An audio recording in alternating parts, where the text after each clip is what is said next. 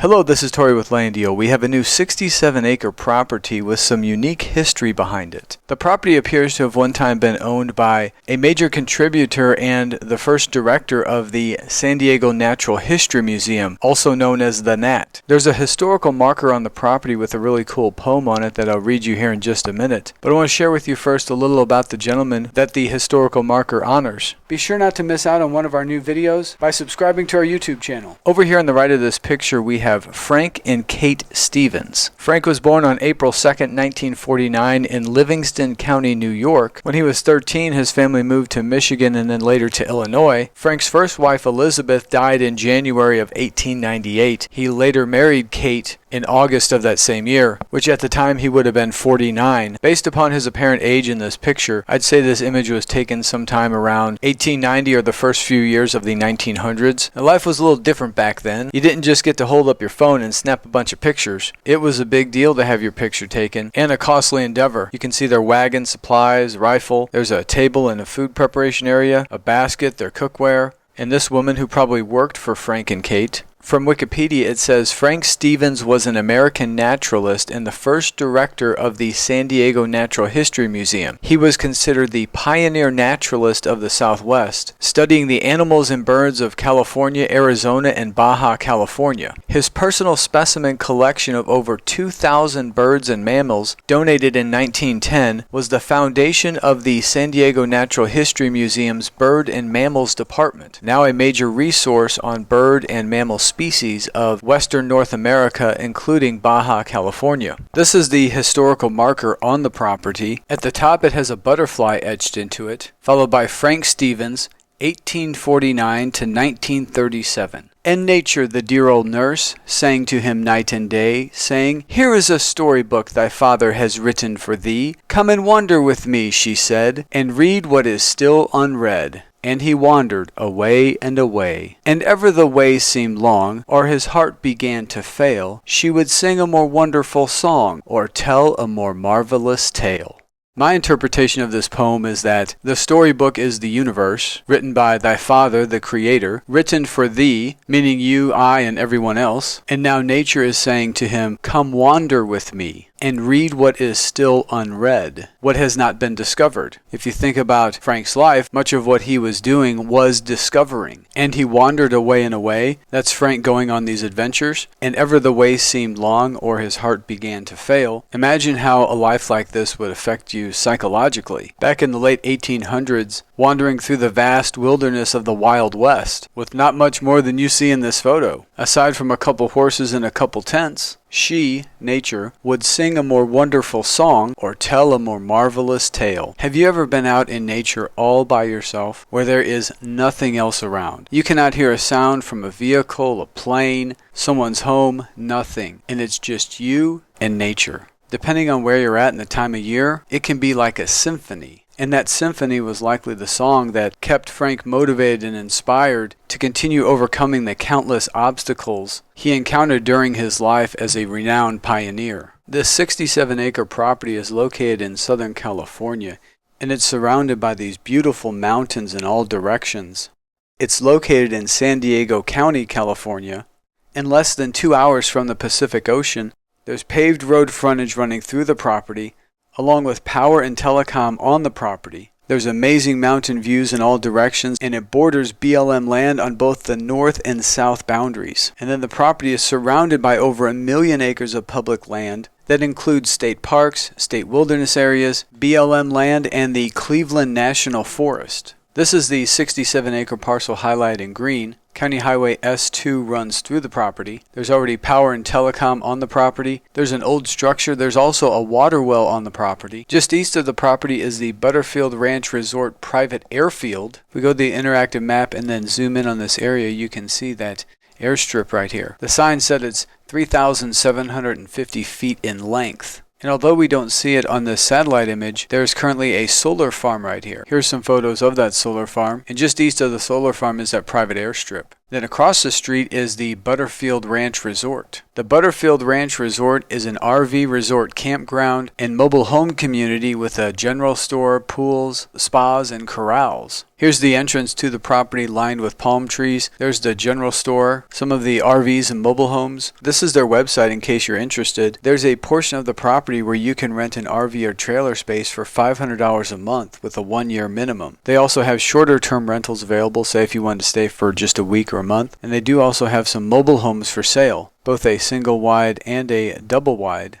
Having directly communicated with probably over 10,000 prospective land buyers over the last 6 years and producing close to 500 of these property videos, the neighboring landowner to the east has assembled some of the regularly requested development desires from prospective buyers. That includes a campground, check, an RV park, check, a mobile home park, check, a solar farm, check, and a private airstrip. If you have any questions, you got a neighbor next door who knows what they're doing. This is the 67-acre property right here, and that highway that runs through the property takes you directly into the town of Julian, which is only about 33 minutes from the property. It has a population of only around 1,500, but this quaint historic mountain town is also a popular tourist destination where you can find groceries, supplies, restaurants, professional services, and all of the other necessities you may need. And from the property, you're only about an hour and 45 minutes from downtown San Diego, California, and its beautiful beaches along the Pacific Ocean. I want to show you these Google Earth terrain views and the public land the property borders to the north and south. The BLM land the property borders to the north connects directly to the Anza Borrego Desert State Park, as does the BLM land bordering the southern boundary of the property. Here are several ground images standing on the property showing you the beautiful mountain views that you'll enjoy in all directions. And again, the majority of those mountains are public land. There are a couple different interior roads on both the north and south portions of the property. Here are some photos of the old structure on the property.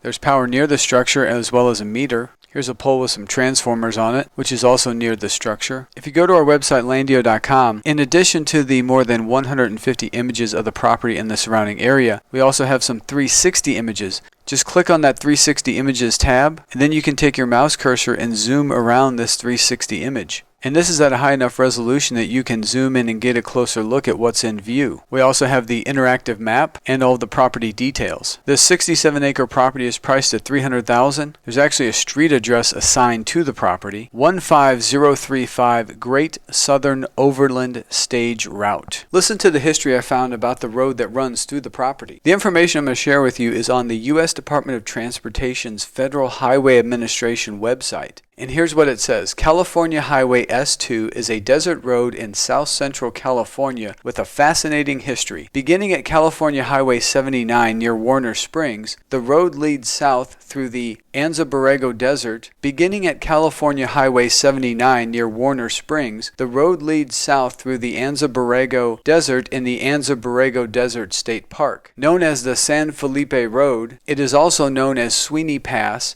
Imperial Highway, and Great Overland Stage Route of 1849. And in a little wink of synchronicity, 1849 was the year that Frank Stevens was born. The winding S2 passes through Box Canyon that leads to the community of Ocotillo at Highway 8. If the name of that community sounds familiar, this is in Ocotillo. Alongside the roadway, the soft desert sand, rocks, ruts, and cacti provide a glimpse into the past and the difficulties that plagued wagon wheels and horses' hooves. Highway S2 dates back to the late 1700s, when, as a dusty trail, the Spanish used it. In 1826, it was a Mexican mail route. Famous people also used the trail, including Kit Carson and General Stephen Kearny, who led the Army of the West to war with Mexico. Mark Twain also rode the trail in a mail coach with his brother Orion and wrote about it in his book Roughing It in 1872. In 1861, his brother had been elected Secretary of the Nevada Territory, and they left St. Joseph, Missouri for the trip west. Passengers were allowed only 25 pounds of luggage, with the coach carrying 2,700 pounds of mail. If you think about what 25 pounds of luggage is, the airlines typically allow you to have 50 pounds before they start charging you as an oversized bag. So half of that is what you'd be allowed to take on this journey, and there wasn't going to be many stops at convenience stores along the way. Travel by stagecoach with the exchange for fresh horses at various stops along the way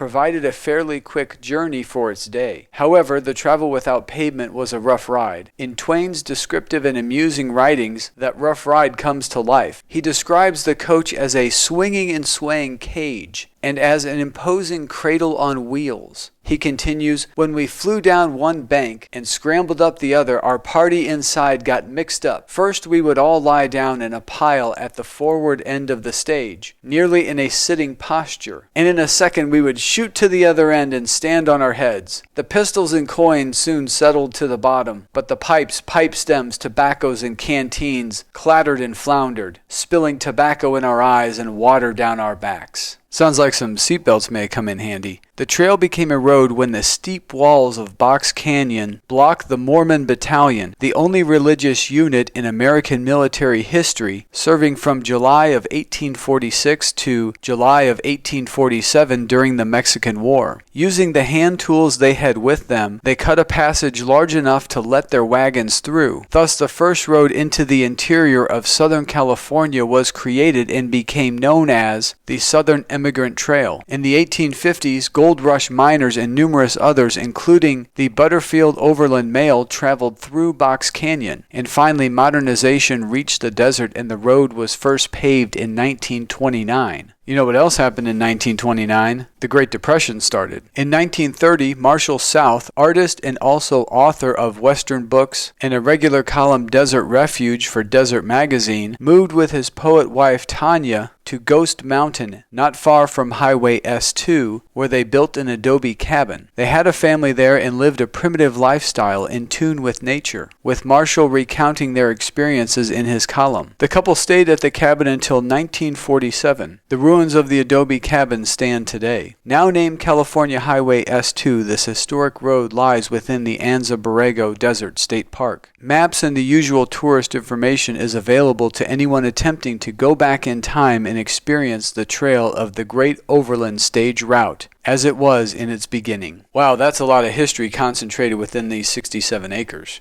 If I bought this property, one of the first things I'd do is go out there with a metal detector. There's no telling what you're going to find. And if that sounds good to you, give our friend Steven a call. We're grateful to work with California Realtor Steven Singleton of eXp Realty on the marketing and sale of this property. For questions or to purchase this property, please give Steven a call directly. His number is 619-530-2025. You can also send him a text at that number. If you'd like to speak with LANDiO, please give us a call at 866-8LANDiO. That's 866-852-6346. That number does also receive text messages. You can also simply fill out this contact form on our website or send us an email directly. Our email address is hello@landio.com. If you have a property that you're looking to sell and you'd like us to give your land a voice, click this Sell Property button. What that'll do is take you to a simple form with just a few questions. It only takes a minute or two to fill out this form. We'll review the information and then connect with you to discuss your property in the process. If you've gotten to this point in the video, I want to sincerely thank you for taking the time to go along with me on this journey through history. This property has a really unique story that you just don't find every day. If you found this informative or entertaining, please subscribe to our channel, give this video a thumbs up, leave a positive comment below, and then please share this video with everyone that you know. The more people that we reach, the more dreams of land ownership we can make come true,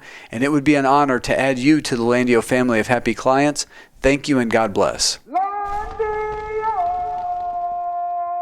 LANDiO.com